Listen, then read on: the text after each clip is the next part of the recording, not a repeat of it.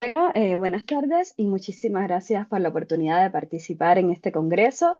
En esta presentación compartiré resultados parciales de mi investigación doctoral sobre prácticas de activismo cubano en el espacio digital. En particular, y como bien menciona el título de mi ponencia, me centraré en dos acciones colectivas en las que la Bienal de La Habana, o más específicamente, acciones paralelas a la misma, se convirtieron en un espacio de disputa simbólica, política y visual.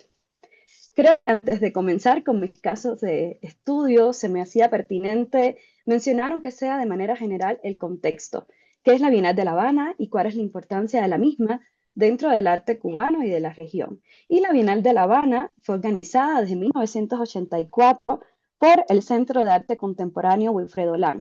Se consolidó como uno de los eventos artísticos más relevantes del llamado subglobal y se impulsó las artes, sí, no solo impulsó las artes, la crítica y la teoría, sino que también, esto es una de las cosas más importantes, visibilizó e internacionalizó a la Bienal, es decir, a La Habana y sobre todo al arte cubano. Al mismo tiempo, la Bienal funcionó como un dispositivo de legitimación y diplomacia cultural del Estado cubano, al mostrar su capacidad de organización, convocatoria y liderazgo dentro del sur global.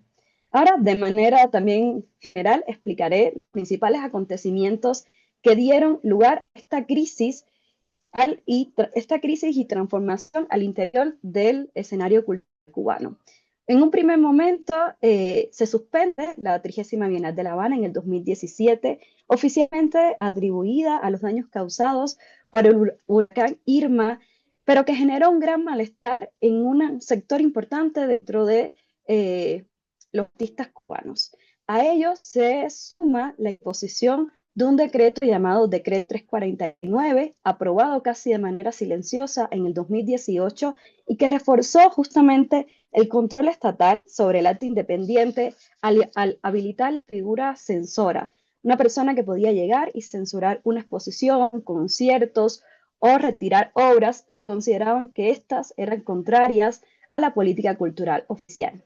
En ese escenario surge el Movimiento San Isidro, un colectivo que denunció la censura y la represión ejercida por el gobierno y cuyos integrantes fueron objeto de múltiples violaciones a los derechos humanos. Más adelante, un elemento fundamental, también un hito importante dentro de este cambio y transformación dentro de los artistas con respecto a la institución, fueron las protestas del 11 de julio de 2021, que evidenciaron la magnitud del descontento social dentro de la isla y estuvieron acompañadas por una fuerte respuesta represiva. Y además, un factor importante, perdón, Un poquito más despacio, por favor. ok, ok, sí. Y un factor importante fue la expansión de Internet y las redes sociales, que transformó profundamente el escenario comunicativo dentro de la isla. Aunque el acceso sigue siendo limitado por cuestiones técnicas, económicas, de censura, el entorno digital podemos decir que desafió o ha desafiado la hegemonía mediática del gobierno cubano. Y por lo tanto podemos ver que hay una resignificación del evento, una resignificación de lo que es la Bienal de La Habana. Pues estos hashtags interrumpieron en ese ámbito simbólico llamado Bienal de La Habana y se convirtió en un acto de denuncia y a la vez exteriorizaron una serie de problemáticas sociales y políticas como la falta de libertad de expresión, de creación y de asamblea. También, antes de mencionar mis casos de estudios, yo creo que es importante decir mi posicionamiento con respecto a la investigación y algunas cuestiones metodológicas. Primero, retomo el concepto de política de la ubicación de Stuart Hall, quien reconoce que todo pensamiento se encuentra moldeado por algún tipo de posicionalidad. Y en mi caso, esto implica el apoyo a los artistas independientes y activistas cubanos y quienes han sido reprimidos, exiliados y encarcelados por su postura crítica frente al gobierno. También en el plano ético, trabajo desde un enfoque situado y plural, entendiendo que no existen recetas, sino directrices para el trabajo ético de estos datos. Y por eso pongo atención en la vulnerabilidad de los usuarios, sus expectativas de privacidad y las posibles consecuencias que mi investigación pueda tener sobre ellos. Y metodológicamente se trata de un trabajo de Small Data basado en 300 publicaciones de Instagram recompiladas 300 entre los dos hashtags y que lo importante de esta forma metodológica de Small Data no es el volumen de los datos, sino cómo estos datos influyen y hablan de un contexto social, cultural y mediático en que se producen. Y ahora sí, cayendo como tal en mi primer caso de estudio, en el año 2017, un grupo de artistas e intelectuales impulsados por Luis Manuel Otero Alcántara y Anelis Núñez llevó a cabo una bienal independiente llamada #00 Bienal de La Habana, la cual fue un hecho insólito dentro del contexto del arte cubano en las últimas décadas. Su surgimiento debe leerse como desde un desencanto institucional y la preocupación por el ambiente cultural tras la suspensión de la 30ª Bienal de La Habana, que como había mencionado en las primeras diapositivas, la causa oficial fue los daños causados por el huracán Irma. Ahora, según Yanelis Núñez y otros investigadores, el aplazamiento de la Bienal también respondía a un contexto político. Primero, las elecciones presidenciales en el 2018, en la que después de décadas en el poder, el apellido Castro sería sustituido. Y también que Cuba estaría en la mira y en el escrutinio internacional sobre los derechos humanos, pues se llevaría a cabo el examen periódico universal de la ONU. Además, creo que es importante mencionar que esta Bienal Alternativa demostró que las iniciativas personales podían coexistir con las instituciones estatales, aunque sus organizadores insistieron en que no buscaban confrontar directamente a las instituciones culturales cubanas, incluso las invitaron a participar a las galerías, a los diferentes espacios.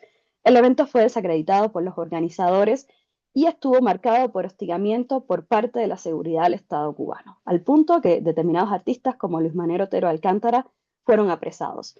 Esta bienal tuvo un desarrollo online y offline con talleres, exposiciones, participaron alrededor de 170 artistas y demostró la importancia de las redes sociales para promocionar el encuentro, recaudar fondos, documentar actividades y denunciar el hostigamiento. A nivel de imágenes, voy a mencionar de manera rápida los resultados. El corpus visual documentó diversas facetas del evento, desde momentos previos hasta exposiciones y actividades que se realizaron durante este periodo. Y este registro no solo cumplía una función de difusión del evento, sino que también posibilitó mayor ampliación, visibilidad mediática y la confrontación de alguna forma de los intentos de censura por parte del gobierno cubano. Y algunas fotografías, como las que se encuentran a mi derecha, registraron acciones realizadas en el espacio urbano, como grafitis o stencil en barrios como Centro Habana y La Habana Vieja. Para mí esto es sumamente importante porque no solo subrayaba ese carácter autogestionado, incluso underground de esta bienal, sino que también se convertía en un gesto casi iconoclasta, porque estos grafitis y telas se apropiaban de las calles que históricamente han sido las calles llenas de carteles o infografía laudatoria a la Revolución Cubana.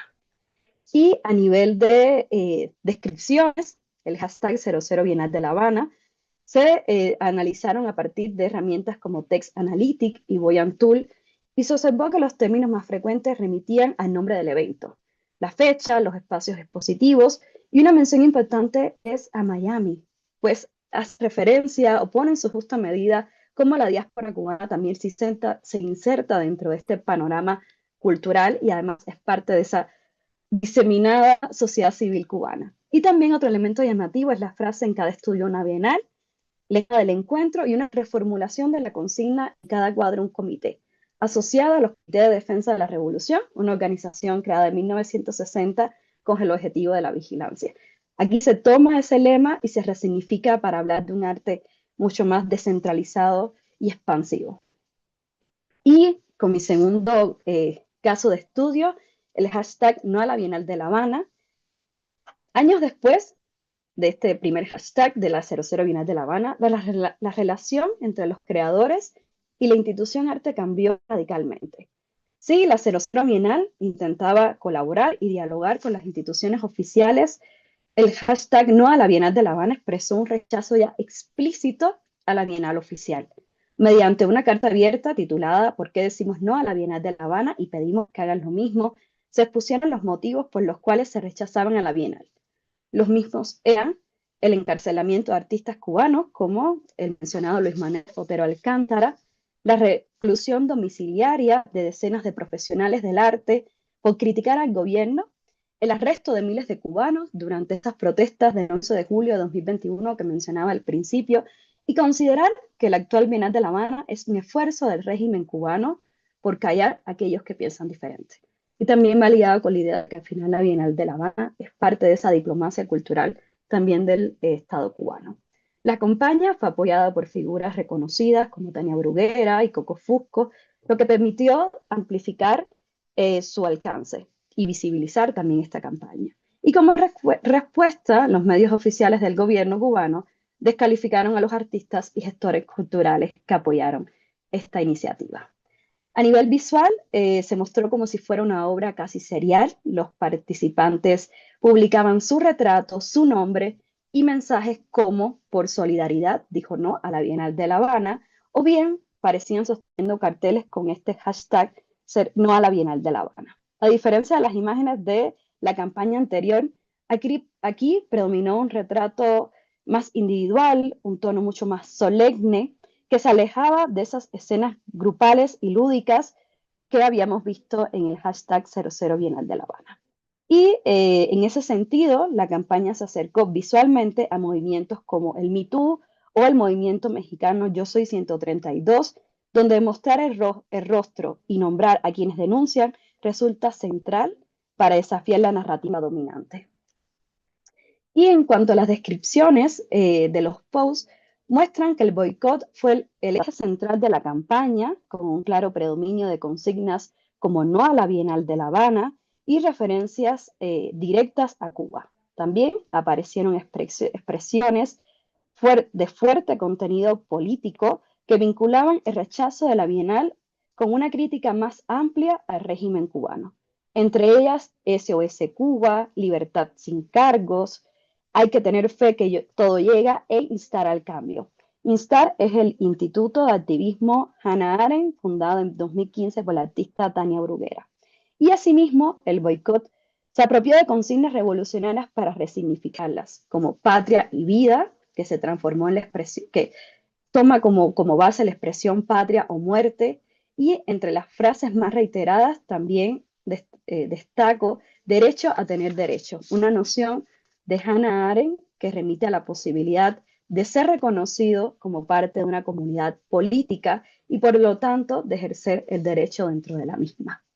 Y para ir cerrando, traigo unas reflexiones finales, no le quise llamar conclusión, que como es una investigación en curso, sí, como es una investigación en curso, siento que todavía prefiero dejarlo abierta.